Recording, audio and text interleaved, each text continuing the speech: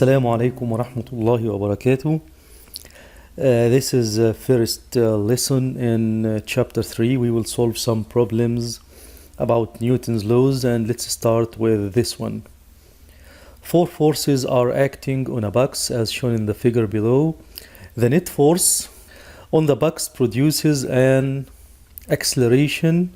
So the net force produces an acceleration of 1 meter per second square. What is the mass?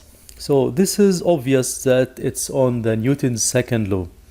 And let's remember Newton's second law. Newton's second law says the net force acting on an object produces an acceleration. From the law, if net equals mass times acceleration, we can find the relation between the three variables. So here, let's calculate the net force. Sometimes the net force we write it down as F sub net, or we write it down as sigma F. So they are the same. And to calculate the net force, you need to calculate it in the x direction and also on the y direction. Let's calculate the net force on the x direction. On the x direction, that's the x direction. So the 2 Newton is positive, 5 Newton is opposite, so it's negative. So the net force here, sum of forces on x, equals 2 minus 5. So that's negative 3 Newton. And in the y direction, sum of forces in the y direction, here the y is upward. So it's 3 minus 3. And because the two forces are opposite and equal, so the net force here is 0. Meaning that in the y direction, forces, we call it balanced force. So there is no acceleration. There is no acceleration in y direction. So the only acceleration here will be in the x direction. So let's substitute in Newton's second law, sum of the forces equals to the mass of the object, which I don't know, times the acceleration of the object, and he said here it's 1 meter per second square. 1 meter per second square. But because the net force here is negative, so the acceleration must have the same sign like the net force. So the acceleration and the net force, they must have the same sign. Both, if it is positive, so both will be positive. If it is negative, both will be negative. So negative 3 here equals to the mass times negative 1. Therefore, the mass is 3 over 1, which is 3 kilogram. Let's see something else. This one. The figure below shows a 5 kilogram block. So A. So the first one A, is 5 kilogram being pushed with a 3 Newton force. So you apply from your hand here, as you see here, you apply 3 Newton force. Of course, the red arrow, it says it's to the right. In front of this block, there is another 10 kilogram block B. The two blocks move together. So move together means they have the same acceleration. They have the same acceleration. How much force does block A exerts on block B? So he's asking here, what is the force between block A and block B? So you need to remember Newton's third law. If any two objects in contact with each other, A and B, so the first one applies a force on the other one, I will call it F. The other one, which is B, applies the same force on the first one. So the two forces here, they are equal and opposite. That's Newton's third law. So this is called the internal force between the two objects. The internal force between the two objects. He's asking here about this force F. How to find it? First, you need to work with the two objects as one big object. So I will draw the force diagram. That's the first one. That's the second one. The force diagram here is what?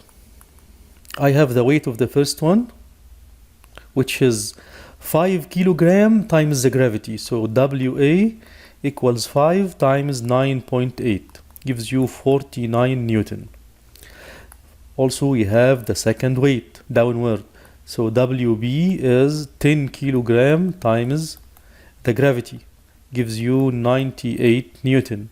What else do we have? We have a normal reaction, which is upward, perpendicular to the surface. So I will call it here RA. I have another normal reaction on the other object. I will call it R sub B.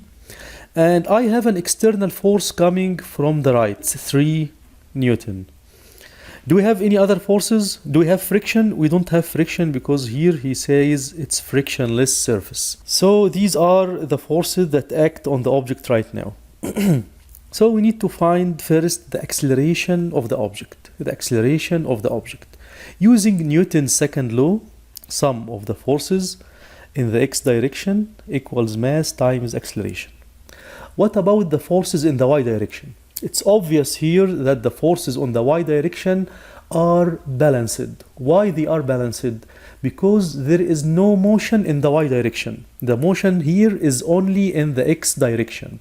The motion is in the x. But in the y direction, there is no motion. So the forces are balanced. What the meaning of balanced here?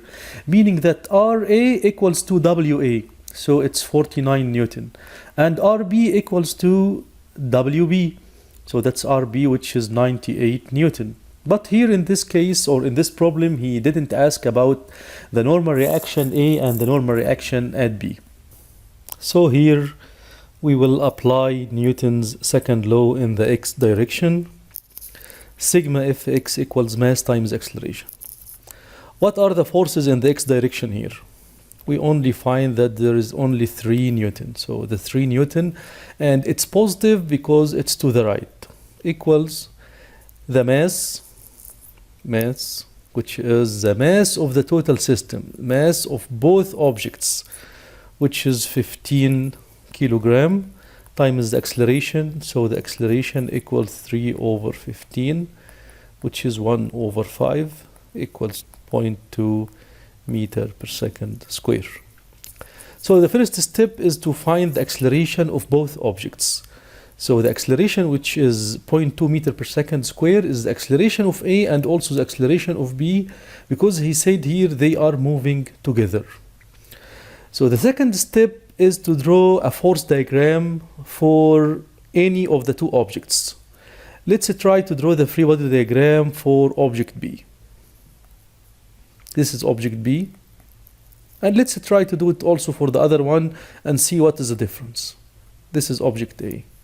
We have weight, which was like 98, like what we did before. Here we have weight, it's 49 Newton. Normal reaction, RB. Normal reaction, RA.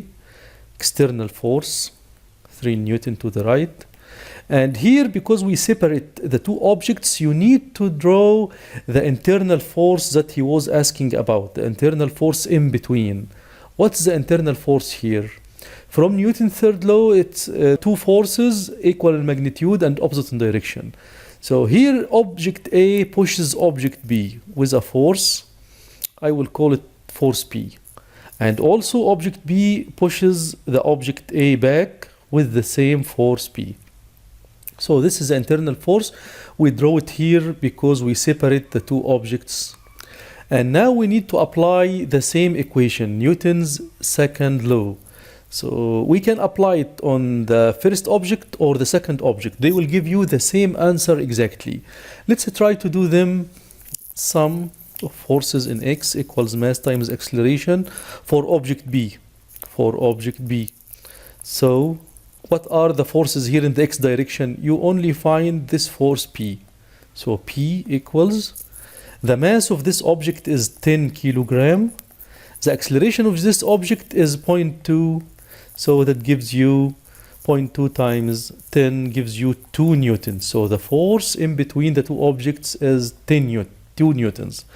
If we try to find the result from the first object, sum of the forces for object A equals the mass of object A times the acceleration of object A.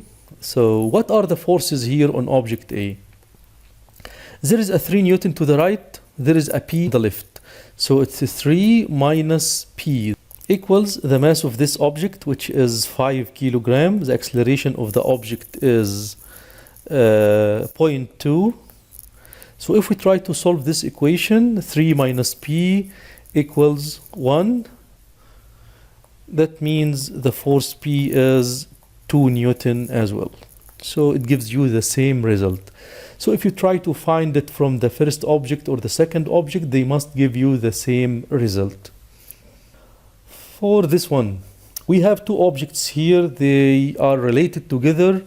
They have what we call dependent motion. The dependent motion is that if you try to move one object, it will affect the other object. If we try to move the object, the 100 kilogram downward, the object M will move upward.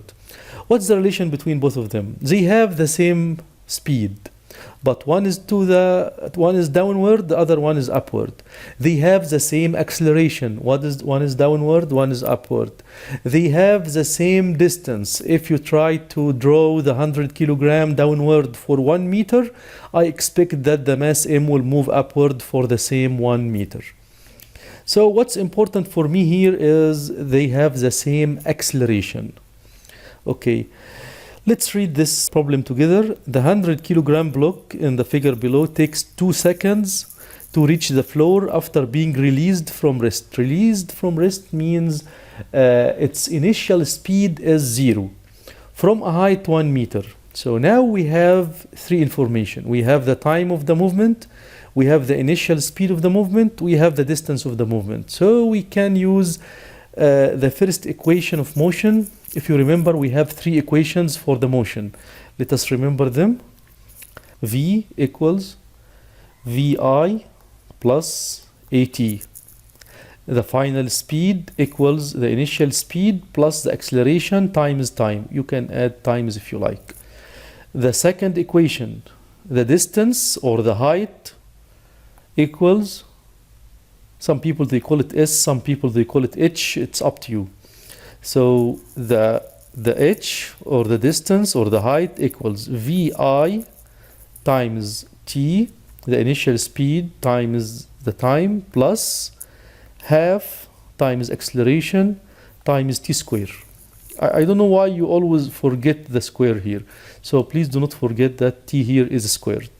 The third one is V final square equals V initial square plus 2 times the acceleration A times the distance of movement, which I call it here H. So these are the 3 equations that I need for motion. In the previous problem, I have the time, I have the initial speed, and I have the height. And I need to find the acceleration, so I might use the second equation. I have the time, I have the initial speed, which was 0 by the way, and I have the distance h, so the only unknown here is A. Some people might ask, why don't we use the first one? The first one, you need the final speed, which we don't have it here. And also the last equation, the final speed is not known. So let's go back to the problem and try to solve it. First, I know that distance equals VIT plus half A T square. The distance is 1 meter. The initial speed is 0.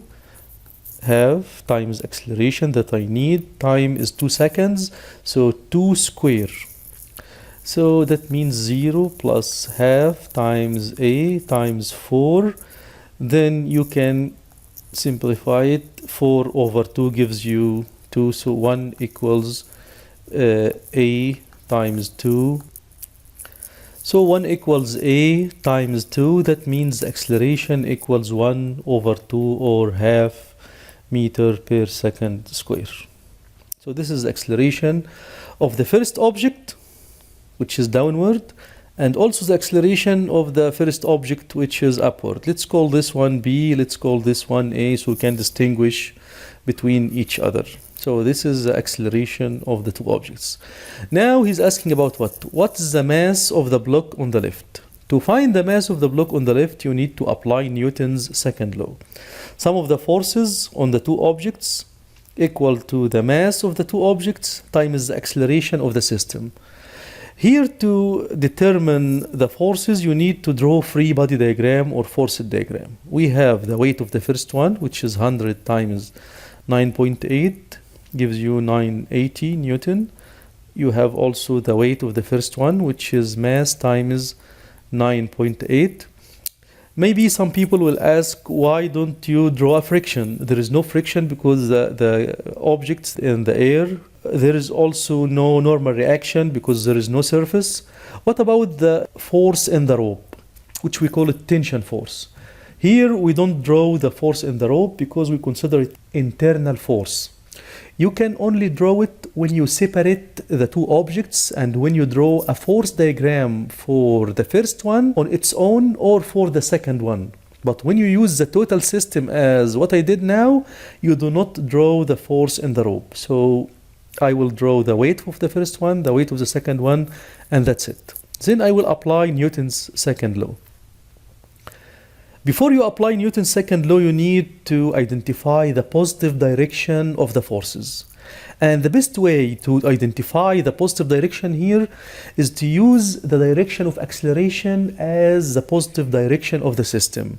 So what is the acceleration direction here? The acceleration moves in this direction, okay, and downward in the other direction. So this is the positive direction of the acceleration. That means what? That means for the 100 kilogram, the weight is in the same direction like acceleration. So I consider it positive force. For the other one, the mass is opposite to the direction of acceleration. That means it's a negative force. So when I substitute here in some of the forces, I will say 980, which is positive, minus mass times 9.8, which is negative, equals the total mass of the system, which is 100 plus m, times the acceleration of the system, which I found it here to be half. So this is the equation of Newton's second law. Let's simplify it. 980 minus 9.8 times m equals 100 times half gives you 50 plus 0.5 times m. Let's move the 0.5 m to the first side, and let's move, it's better to move the negative 9.8 to the second or to the right hand side and take the 50 to be negative 50 to the other side. So let's rewrite this equation again. 980 minus 50 equals 9.8 m plus 0.5 m. So 980 minus 50 gives you 930 equals, and 9.8 plus 0.5, that's 10.3 times m. So the mass m equals 930 divided by 10.3, and the result is 90.3 kilogram. So this is the mass of the objects, the mass of the second object. So I will choose number A. But let's ask ourselves another question. What is the tension? What is the tension in the rope here? The tension in the rope, the tension force.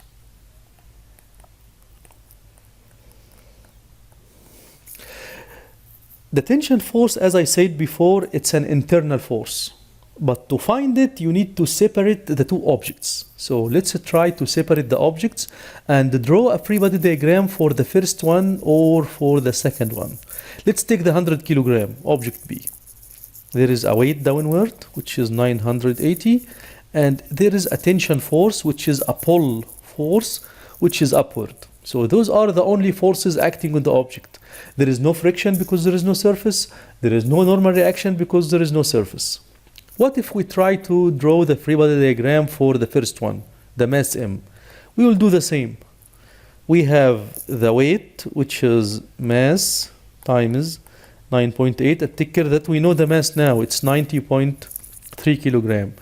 And there is the same tension upward because it is the same rope. It is the same rope wrapped on the pulley. This is a pulley. Okay, so they have the same tension on the two sides. So we have here the free body diagram for both of them, so we can apply Newton's second law on the first one or on the second one, and they will give you the same result exactly. Sum of forces equals mass times acceleration. The force is here. Which one is positive and which one is negative? We said before, it's the direction of acceleration. If you apply it on this object, the acceleration is downward, so this is the positive direction. If you apply it on the first one, if you remember, the acceleration was upward. So this is the positive direction if you apply it on the mass m. Okay.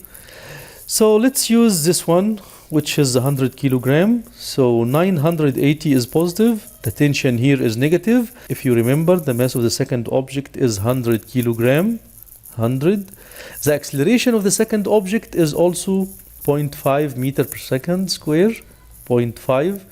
So the tension is 980 minus 0.5 times 100 gives you 50. So minus 50. So the tension is 930 Newton.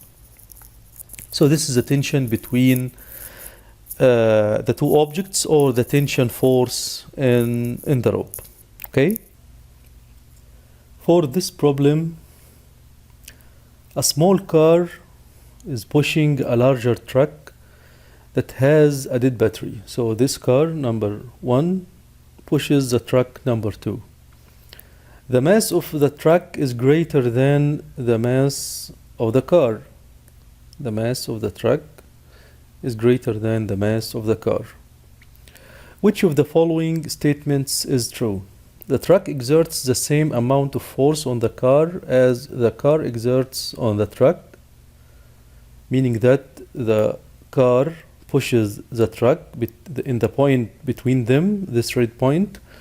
The car pushes the truck with a force, and the truck pushes the car with the same force.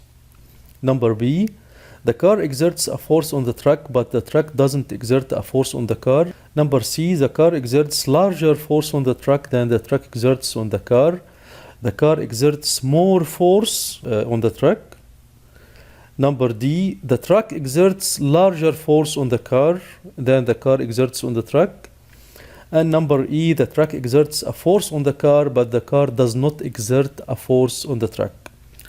Of course, from Newton's third law, if two objects are connected together, there is a connection between two objects, there should be a force in between. The first force, if you call it P, the second force, if you call it F, the two forces must equal in magnitude and opposite in direction. That's Newton's third law. Regardless of the direction of motion, regardless if there is acceleration or not, the force between the two cars, or the car and the truck, they are equal and opposite. So I would choose number A is the true answer. The truck exerts. Exerts mean like it does or it applies. The truck exerts the same amount of force on the car as the car exerts on the truck. This is the right answer. And as we said before, from this problem here, we found that the mass A, it exerts a force on B, which was 2 Newton here. And the mass B exerts a force on A, which is also 2 Newton. They apply the same force on each other, but in opposite direction. So let's go back to the problem here. But why the two cars, they move together? Because there is some external forces. The external forces coming from the tires of the car. This is friction force. This friction force is an external force. This external force causes the system to move and to have an acceleration.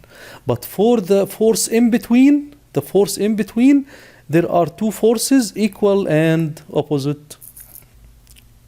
So Ahmed skydives, like he falls in the air, and parachutes from a stationary helicopter. So Ahmed moves with a parachute in the air. What's the acceleration of Ahmed when the air resistance equals twice the weight? So the forces affecting Ahmed are his weight, which is downward, and air resistance, which is upward. He mentions here that the air resistance equals twice the weight. Let's draw a free body diagram. That's the object. We have its weight, downward, and upward is the air resistance, which is 2 times W, or we can write it 2 times mg. So it looks like the total force is upward. That means the total acceleration also will be upward. Let's take it as our positive direction. Sum of the forces equal mass times acceleration. That means F air, the resistance of the air, minus the weight equals the mass of the object times the acceleration. The air resistance is 2 times m times g, minus the weight is mass times g, equals mass of the object times the acceleration of the object. We can remove mass with mass with mass. That means the acceleration of the object is 2g minus g. It gives you g, which is 9.8, and you assume that it was upward. So the acceleration is 9.8 upward. That doesn't mean that Ahmed is moving upward, but his acceleration is upward, while his direction of motion, it's obvious that he's moving downward. That means he is slowing down. Why he is slowing down?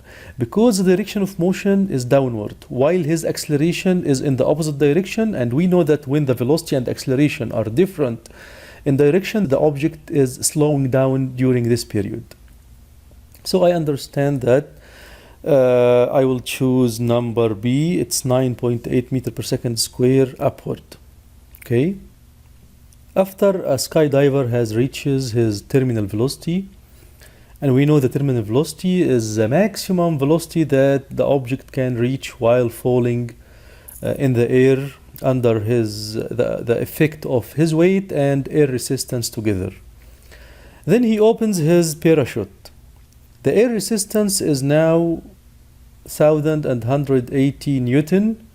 If the mass of the skydiver and his parachute is 80 kilogram, then find his acceleration. Let's draw the free body diagram. This is the object, and we know that the weight acts downward. That's W, which is 80 times 9.8. That's 784 Newton. 784 Newton. And we have also an upward force, which is the air resistance. And he mentioned here that it's 1,180 Newton. So this is the total force acting on the object. If you look here, the air resistance is greater than the weight, meaning that the net force is upward, and also the acceleration will be upward. So we can apply Newton's second law. Sum of forces equals mass times acceleration. We will take the upward as our positive direction. So I will take 1180 minus the weight 784 equals the mass of the object, which is 80 times acceleration. And then let's find the value of acceleration. So 1180 minus 784 divided by 80, that's 4.95 meter over second square. So this is the acceleration. As you assumed before, it's upward, so the right answer will be number A. Okay.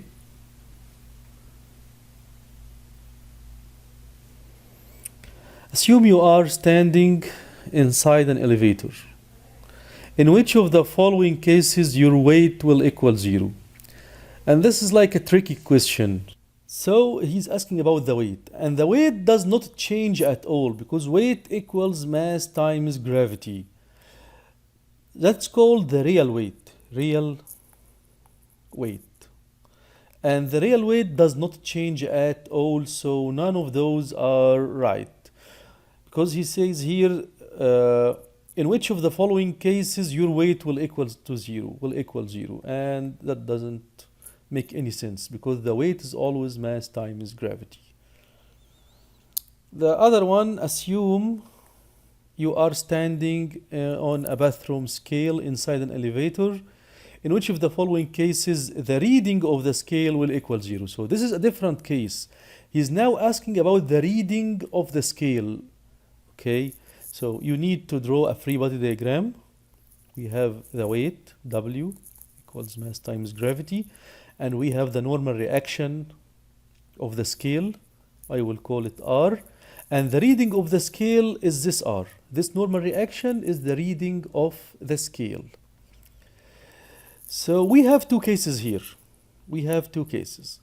Maybe the elevator is accelerating upward, and maybe the elevator is accelerating downward. Let's write down Newton's second law for both cases. In the first case, if the elevator accelerates upward, so the positive direction is the upward direction. So R minus W equals mass times acceleration. So the reading of the scale or the balance here equals W plus mass times acceleration. That means the reading equals to the weight plus another amount which is mass times acceleration. So the reading, excuse me. So the reading will be greater than the real weight. Let's see the second case. In the second case, when the elevator accelerates downward, let's take the positive direction, which is the direction of acceleration, and let's write down the equation of Newton's second law. Sum of forces equals mass times acceleration. In this case, the weight will be the positive one minus the normal reaction equals the mass of the object times the acceleration of the elevator. That means R, take it to the other side to be positive, and take the mass times acceleration to the first side to be negative. So it's W minus MA. This is the result. So the R equals W but minus some amount which is mass times acceleration. That means the weight, or R, is lower than the weight. So the reading of the scale will be lower than the real weight of the person. So let's go back to the problem. He says here, in which case the reading of the scale will equal to zero. The reading equals to zero. As you see here, R is lower than the weight. But in which case R will be zero? Look at this equation. R equals to zero when the W, that's right, when W equals to mass times acceleration. So W, which is mass times gravity, let me write it, mass times gravity, minus mass times acceleration will be zero. So mass times gravity equals to mass times acceleration. Remove the mass from each one. That means the acceleration of the elevator must equal the gravity acceleration. So the reading of the scale at this time will read zero when the acceleration of the elevator equals to the gravity acceleration. That means the object is under free fall. The object is under free fall. So let's read the statements here. The first statement, when the elevator accelerates upward, that's not right. When the elevator is in free fall, so this is the right one. The third one, when the elevator moves with constant velocity, that doesn't make sense. None of these is also not right. So I will choose when the acceleration of the elevator equals to g, means it's under free fall. As seen from above, a car rounds a curved path as shown in the figure below at constant speed. So the object moves in a curve at constant speed. Which direction best represents the direction of the net force acting on the car? The net force acting on the car. If the object is moving with a constant speed in a circle, the acceleration of the object is toward the center, and we call it centripetal acceleration. That means the net force will be in the same direction, and we call it centripetal force. So the net force is the centripetal force, and also it acts towards the center of the circle. So I will choose this one because this is the only one that goes toward the center of the curve. So I will choose number A. A car rounds a curve on a level road. The centripetal force on the car is provided by a rod in the shape of curve, and the car here is moving inside this curve on the road. He's asking the centripetal force on the car is provided by what kind of forces? The centripetal force here is provided by the friction between the tires and the road. The force between the tires of the car and the road. So it's the friction between the tires and the road. Not the inertia, not the gravity, of course. The force applied by the steering wheel doesn't make any sense. Okay? So this is the only force that is the centripetal force comes from the friction between the tires and the road. As baseball is being caught, its speed goes from 30 meter per second into 0 meter per second. So the speed changed from 30 meter per second to 0 meter per second in 0.005 seconds.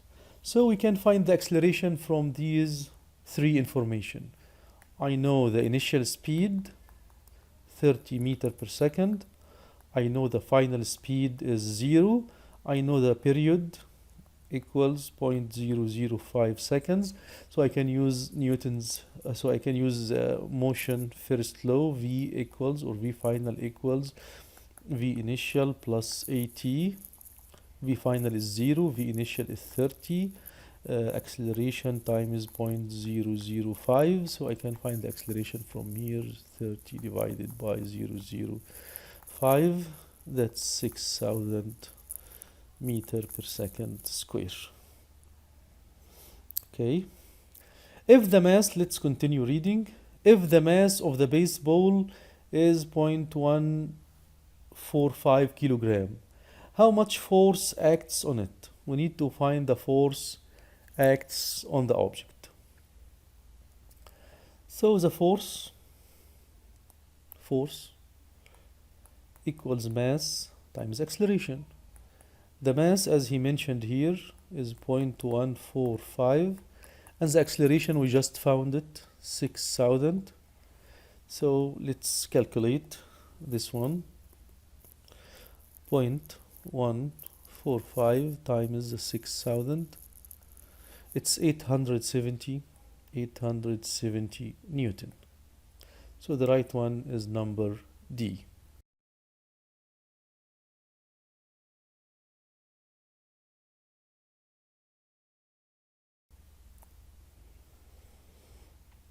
One kilogram object is moving west at a constant speed of 10 meter per second. So we have a mass, 1 kilogram, moving west at a speed 10 meter per second.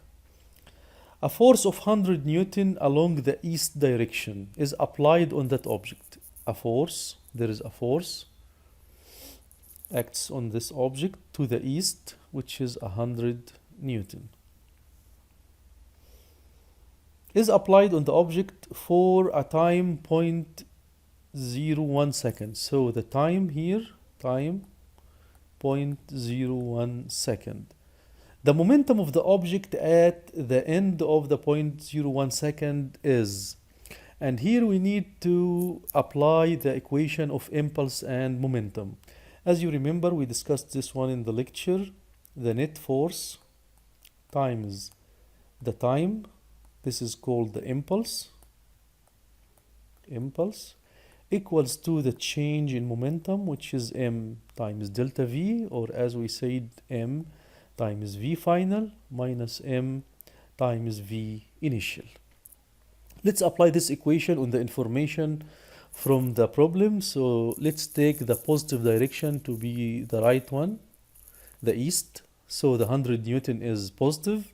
So 100 Newton times the time, which is 0.01 second equals the mass of the object times v final, which is the momentum. This is the final momentum of the object. I will call it P final minus, and this is actually what he's asking about. Find the momentum of the object at the end of the interval, minus the initial momentum, which is mass times velocity. The mass of the object is, yes, it's 1 kilogram. So it's 1 kilogram times the velocity of the object. He said that the velocity was 10 meter per second, but it's to the left. So the velocity is negative 10 meter per second. That means that's 10, and I will change this sign into positive. From here I can find the P final. 100 times 0.1 gives you 1, so that's 1. Take 1 times 10 to the other side, so it's minus 10, gives you negative 9. What is the unit for the momentum? Momentum is mass times velocity, so it's kilogram meter per second. So what's the meaning of negative here? Negative means it's moving to the left, or the momentum is to the left or to the west. So I will choose it's 9, but to the west.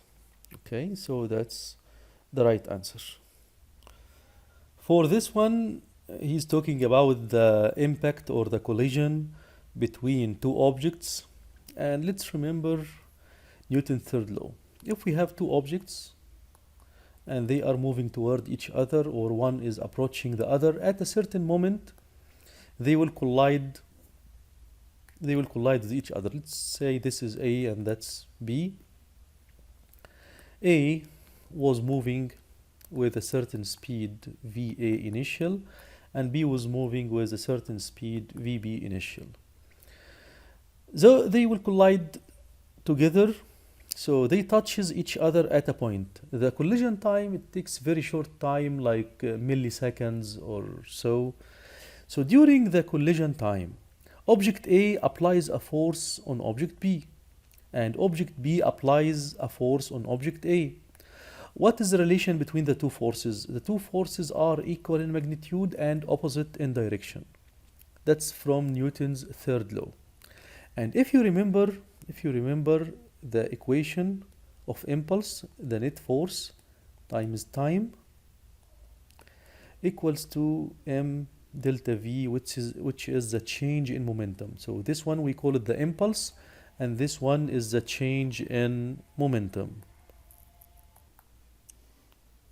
So if the two forces are equal in magnitude and opposite in direction, so that means the net force here is 0. That means the impulse, this impulse, is 0. So the change in momentum also is 0. What the meaning the change in momentum is 0? There is no change. There is no change. Or we can rewrite it as the momentum at the beginning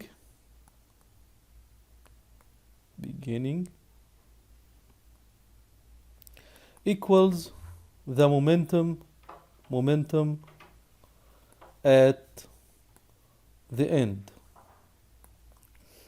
That's the meaning that the impulse is 0. There is no change in momentum. But for the collision here, the first force, let's call this is F1 and this is F2, which are equal and opposite. F1, it affects the object B. So because there is a force that acts on B, B will change its momentum.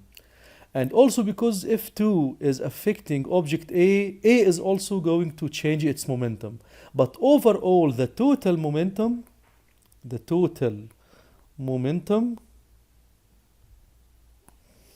before collision equals the total, let me erase this part, equal the total momentum after collision. And this is the equation of the collision. It's called the conservation of momentum. What's the meaning of conservation? Conservation means it's constant, it does not change, it's saved. So the conservation of momentum means the total momentum of the two objects before collision equal the total momentum of the two objects after collision. But for each object, there is a change in its momentum. Like object A, it changed its momentum, and object B also changed its momentum before and after. But for the total momentum, the total momentums, if we add momentum A to momentum B before collision, and if we do the same after collision, they have to be the same. There is no change. So let's say we have the speeds VAI before collision and VBI before collision. And after collision, let's say A is going to move back with a speed VA final. And also the object B will move back with a speed VB final. So let's write the equation of conservation of momentum in mathematical way. So the momentum is mass times velocity. So MA times VAI plus MB times VBI. So this is the momentum of the first one plus the momentum of the second one.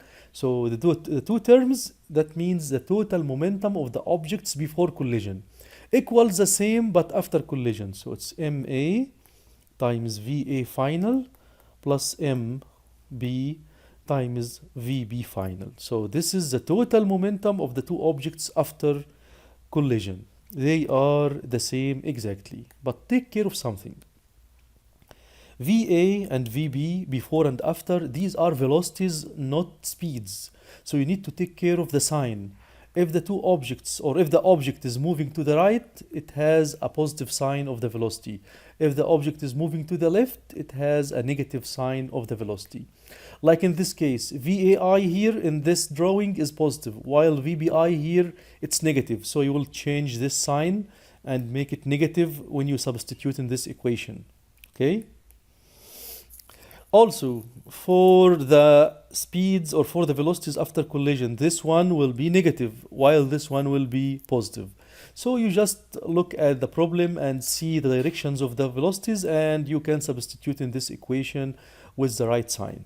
So let's go back to our problem and see how to solve it. A trolley A, this cart A, moves with 5 meters per second toward a trolley B. Moves, so this is the speed, 5 meters per second, and as you see it's to the right, so its momentum will be positive. Toward a trolley B of an equal mass. So he said here they have equal mass. So if you assume this one M, the other one is also M. Which is at rest. That means the initial speed of trolley B at the beginning is 0 because it was at rest. The trolleys stick together. Stick means they attach to each other. They hold each other. So they will move as one object after the collision. The trolleys stick together. That means they will have the same velocities. The same velocity after collision. And move off as one. So they moved as one object. What is their speed after they stuck together? Like find their speed after the collision. Let's write down the equation of conservation of momentum. MA VA initial plus MB VB initial equals MA VA final plus MB VB final. And let's substitute. MA is M. He didn't give us the M, but we said it's M. Times VA initial, which is 5. So M times 5. Plus the second momentum, he said it was at rest, so this is 0, equals, after momentum they got stuck together. That means they have the same final velocity, so I will take it as a common factor.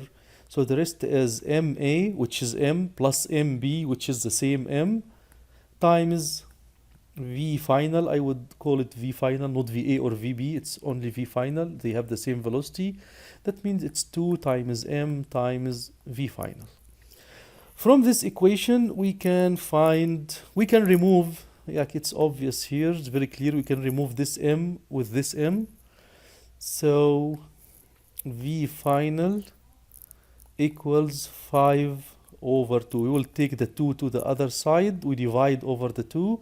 So it's 5 over 2 gives you 2.5 meter per second. So the velocity is 2.5 meter per second. And the sign of the velocity is positive, means it's moving to the right. So both of the objects will move to the right, and he showed us this part in the drawing here. So I will choose number C, 2.5 meter per second.